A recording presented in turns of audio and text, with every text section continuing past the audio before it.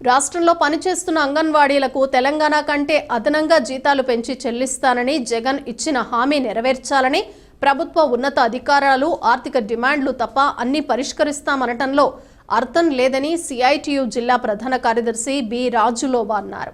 అంగన్వాడీల నిరవధిక సమ్మెలో భాగంగా రాజమండ్రి డివిజన్లో అంగన్వాడీలు హైటెక్ బస్టాండ్ వద్దకు చేరుకుని అక్కడ నుండి కంబాల చెరువు, దేవీ చౌక్, గోకవరం బస్టాండ్, మున్సిపల్ కార్యాలయం మీదుగా సబ్ కలెక్టరేట్ వరకు ర్యాలీ నిర్వహించారు. అనంతరం సబ్ కలెక్టర్ కార్యాలయం వద్ద బైఠాయించారు. ఈ ధర్నాలో రాజులోబా, anganwadi workers and helpers union జిల్లా ప్రధాన కార్యదర్శి కె బేబీరాణి మాట్లాడుతూ అంగన్వాడీల సమ్మె ప్రారంభమై 7 రోజులు గడుస్తున్నా ప్రభుత్వ వైఖరిలో మార్పు రాలేదని, తెలంగాణలో ఏర్పడిన నూతన ప్రభుత్వం అంగన్వాడీ టీచర్కు 18,000, ఆయాలకు 13,500 వేతనం పెంచుతూ ఉత్తర్వులు విడుదల చేయటాన్ని హర్షిస్తున్నామన్నారు.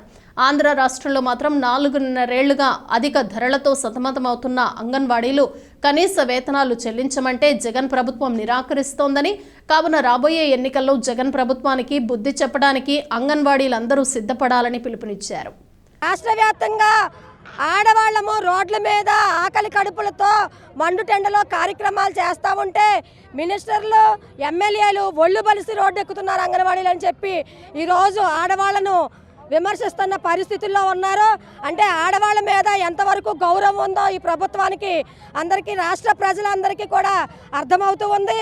మేము ఒళ్ళు బలిసి రోడ్డు ఎక్కట్లేదు, కడుపు మండి రోడ్డు మీద ఉన్నాము.